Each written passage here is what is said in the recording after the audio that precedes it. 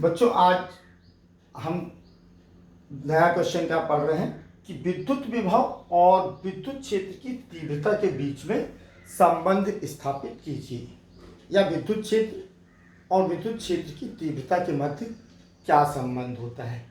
अब विद्युत क्षेत्र और विद्युत क्षेत्र की तीव्रता में विद्युत क्षेत्र में रखे किसी बिंदु पर संबंध स्थापित कीजिए, ये प्रश्न है। अब हमारे पास इसके लिए क्या होना चाहिए, विद्युत क्षेत्र भी होना चाहिए, और विद्युत क्षेत्र होने के लिए क्या होना चाहिए, आवेश होना चाहिए।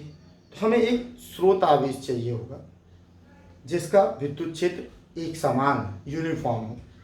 दूसरी चीज हमें आवश्यकता होगी एक परीक्षण आवेश की, जिस पर हम परीक्षण करेंगे किसी बिंदु पर। तो हमने माना कि एक परीक्षण आवेश Q नॉट, माना कि एक परीक्षण आवेश Q नॉट किसी स्रोत आवेश Q के एक समान विद्युत क्षेत्र के बिंदु P पर रखा हुआ है। माना कि परीक्षण आवेश Q नॉट बिंदु आवेश Q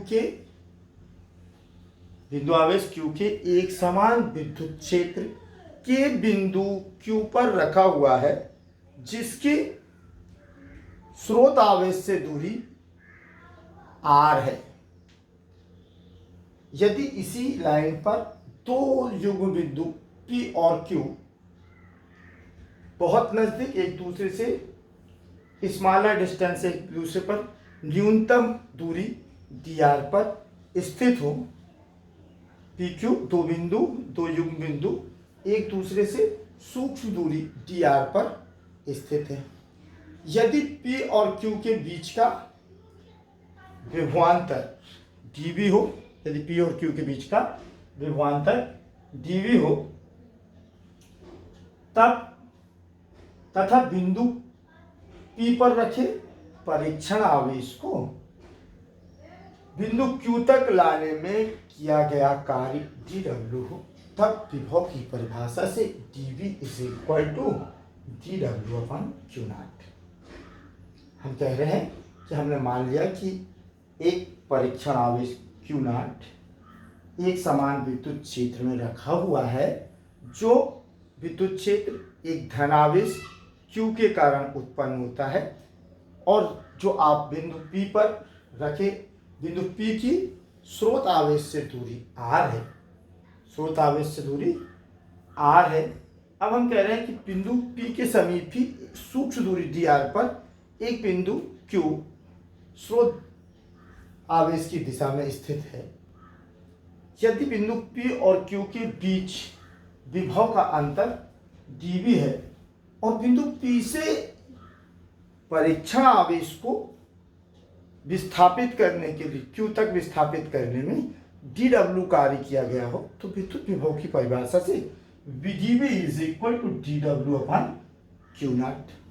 अब हम निकालते हैं कि dW हम अच्छी तरह से जानते हैं कि हमारा परीक्षण आवेश Q नॉट विद्युत क्षेत्र में रखा हुआ है, विद्युत क्षेत्र एक समान विद्युत क्षेत्र E में रखा हुआ है, अर्थात इस पर लगने वाला बल क्या होगा, F = Q नॉट E होगा। यदि हमें परीक्षण आवेश को बिंदु P से Q तक विस्थापित करना है, तो हमें इतने ही बाह्य बल की आवश्यकता होगी। यदि बिंदु परीक्षण आवेश Q नॉट को P से बाह्य बल F के द्वारा dr दूरी विस्थापित करने में किया गया कार्य dW हो, तो dW बराबर क्या हो जाएगा, बल गुणित विस्थापन F × dr।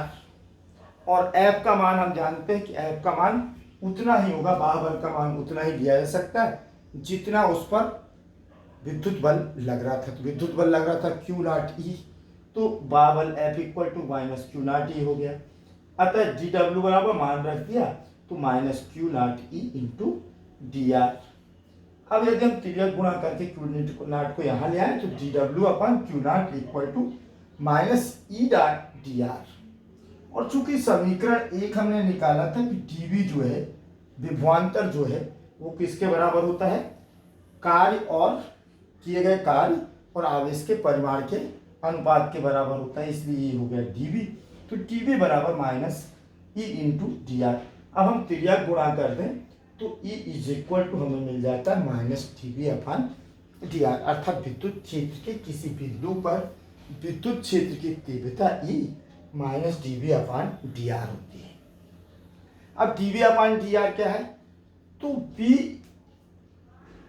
विभव का परिवर्तन, विभव के दर, परिवर्तन की दर किसके सापेक्ष, विभव में परिवर्तन की दर दूरी के सापेक्ष, तो विभव में दूरी के सापेक्ष परिवर्तन की दर को, किसी बिंदु पर विभव में दूरी के सापेक्ष परिवर्तन की दर को उसकी प्रभाव प्रवणता कहते हैं। विद्युत क्षेत्र के किसी बिंदु पर, विद्युत क्षेत्र के किसी बिंदु पर विभव में दूरी के सापेक्ष परिवर्तन की दर को विभव प्रवणता कहते हैं। और विद्युत क्षेत्र के किसी बिंदु पर, विद्युत क्षेत्र के किसी बिंदु पर विद्युत क्षेत्र की तीव्रता विभव प्रवणता के ऋणात्मक मान के बराबर होती है। विद्युत क्षेत्र के किसी बिंदु पर विद्युत क्षेत्र की तीव्रता उस बिंदु पर विभव प्रवणता के ऋणात्मक मान के बराबर होती है। अब प्रश्न उठता है कि ये ऋण चिन्ह क्यों लगा है, तो ऋण चिन्ह जो है dv अपार विभव प्रवणता का ऋण चिन्ह यह दर्शा विद्युत क्षेत्र की दिशा को दर्शाता है, जो कहता है कि विद्युत क्षेत्र की दिशा सदैव, विद्युत क्षेत्र की दिशा या विद्युत क्षेत्र की तीव्रता की दिशा सदैव विभव पतन की दिशा में होती है।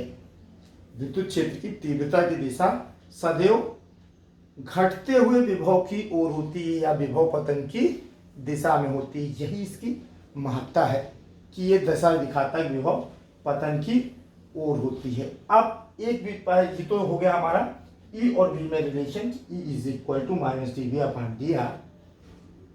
लेकिन यदि हमें E दिया हो तो हम इससे V भी निकाल सकते हैं, क्योंकि हम जानते हैं कि E एक सदिश राशि है और विस्थापन भी एक सदिश राशि है। तो हम इसको सूत्र के रूप में क्या लिख सकते हैं, सदिश E बराबर dv अपान विस्थापन सदिश डी आर, और त्रिज्या गुणा करते हैं तो dv is equal to e bar vector e dot vector d r. चूंकि यदि v1 और v2 दो स्थिति सदिश r1 और r2 पर विभवांतर हो, यदि किसी विद्युत क्षेत्र में v1 और v2 दो स्थिति सदिश r1 और r2 के लिए क्या हो, विभवांतर हो, तब दोनों ओर समाकलन करने पर v1 से v2 समाकलन किसका हो जाएगा, dv का, और r1 से r2 समाकलन हो गया ई बार डॉट डी आर का। अब चूंकि v का dv का इंटीग्रेशन हो जाएगा v और मान रख दिया हमने, तो आ गया v2 माइनस v1 बराबर integration of e bar dot d bar from r1 bar to r2 बार।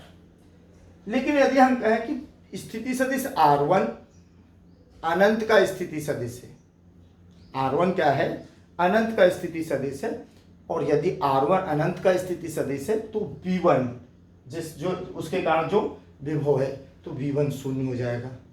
अब यदि हम v2 बराबर v ले लें और स्थिति सदिश r2 बराबर r बार ले लें तो हमारा सूत्र, नया सूत्र क्या हो जाएगा, v r is equal to e bar dot d bar, कहाँ से कहाँ तक, इंफिनिटी टू आर बार। यदि हमें ई मालूम है तो हम इसी सूत्र की सहायता से v की या उस बिंदु पर विभव की गणना कर सकते हैं। इस प्रकार हमें विद्युत क्षेत्र की किसी बिंदु पर विद्युत क्षेत्र की तीव्रता ज्ञात होने पर हम इसी सूत्र की सहायता से विभव की गणना भी कर सकते हैं। थैंक्स।